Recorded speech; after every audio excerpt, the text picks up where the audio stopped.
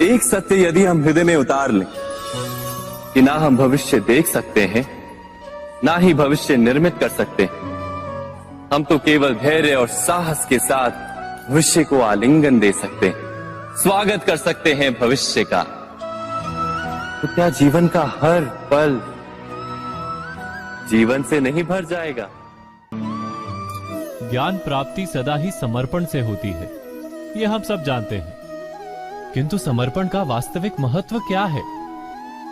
क्या हमने कभी विचार किया?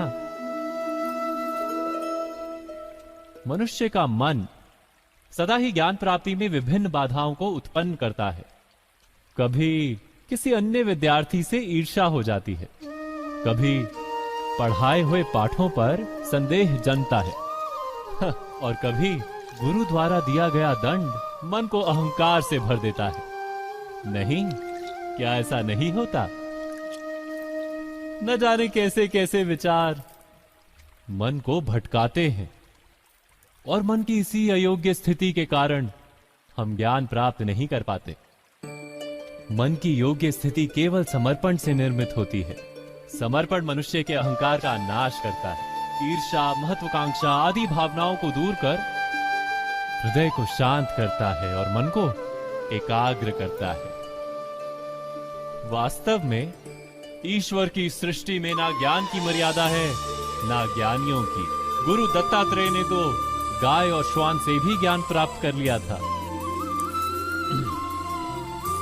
अर्थात विषय ब्रह्म ज्ञान का हो या जीवन के ज्ञान का या गुरुकुल में प्राप्त होने वाले ज्ञान का, उसकी प्राप्ति के लिए गुरु से अधिक महत्व है उस गुरु के प्रति हमारा समर्पण। क्या ये सत्य नहीं? एक और धर्म होता है और दूसरी ओर सुख। किसी को धर्म संकट कहते हैं, जब धर्म का वहन ही संकट हो और धर्म का त्याग ही सुख हो। विचार कीजिए, कभी किसी स्वजन के विरुद्ध सत्य बोलने का अवसर प्राप्त हो जाता है, कभी ठीक दरिद्रता के समय सरलता से चोरी करने का मार्ग प्राप्त हो जाता है, कभी किसी शक्तिशाली राजनेता या राजा के कर्मचारी का अधर्म प्रकट हो जाता है। सबके जीवन में ऐसी घटना बनती ही रहती है। अधिकतर लोग ऐसे किसी क्षण को धर्म संकट के रूप में जान ही नहीं पाते। हमें किसी प्रकार के संघर्ष का अनुभव ही नहीं होता। सहजता से सुख की ओर खींचे चले जाते हैं, जैसे मक्खी गुड़ की ओर खींची चली जाती। वास्तव में धर्म संकट का क्षण ईश्वर के निकट जाने का क्षण होता है। यदि हम संघर्षों से भयभीत ना हो, सुख की ओर आकर्षित ना हो, अपने धर्म पर दृढ़ रहे, तो ईश्वर का साक्षात्कार दूर नहीं।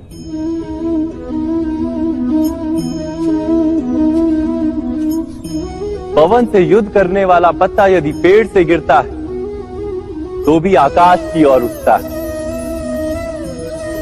पवन से झुकने वाली घास वहीं भूमि पर रह जाती है। अर्थात धर्म संकट से यदि हम संकट को ही टाल दें तो सुख तो मिलता है, जीवन बढ़ता है, किंतु क्या चरित्र नहीं टूटता? क्या आत्मा दरिद्र नहीं हो जाती? क्या ईश्वर से अंतर नहीं हो जाता? वो व्यक्ति जब निकट आते हैं तो एक दूसरे के लिए सीमाएं और मर्यादाएं निर्मित करने का प्रयत्न अवश्य करते हैं। हम यदि सारे संबंधों पर विचार करें तो देखेंगे कि इन सारे संबंधों का आधार यही सीमाएं हैं जो हम दूसरों के लिए निर्मित करते हैं। और यदि अनजाने में भी कोई अन्य व्यक्ति इन सीमाओं को तोड़ता है तो उसी क्षण हमारा हृदय क्रोध से भर जाता है। इन सीमाओं का वास्तविक रूप क्या है? क्या हमने कभी विचार किया? सीमाओं के द्वारा हम दूसरे व्यक्ति को निर्णय करने की अनुमति नहीं देते, अपना निर्णय उस व्यक्ति पर थोपते, अर्थात किसी की स्वतंत्रता का अस्वीकार करते हैं। और जब स्वतंत्रता का अस्वीकार किया जाता है तो उसका हृदय दुख से भर जाता है, और जब वो सीमाओं को तोड़ता है तो हमारा हृदय क्रोध से भर जाता है। क्या ऐसा नहीं होता?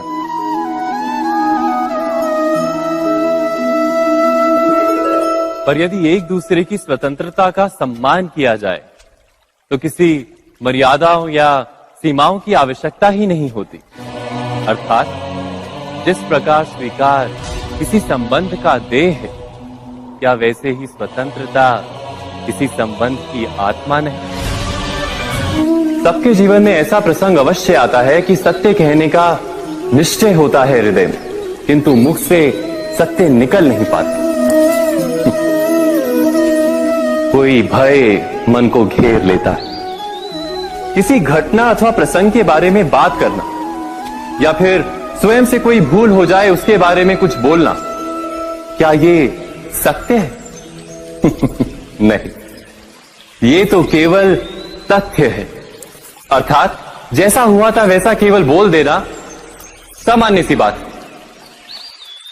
किंतु कभी कभी उस तथ्य को बोलते हुए भी भय लगता है।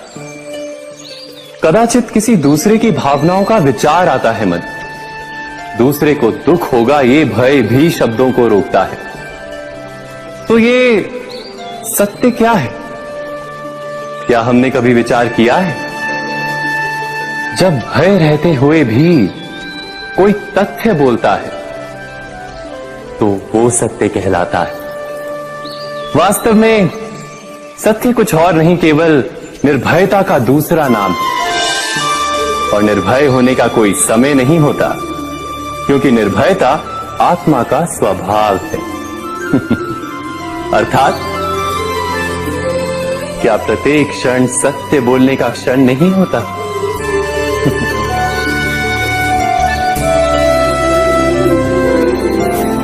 स्वयं विचार कीजिए।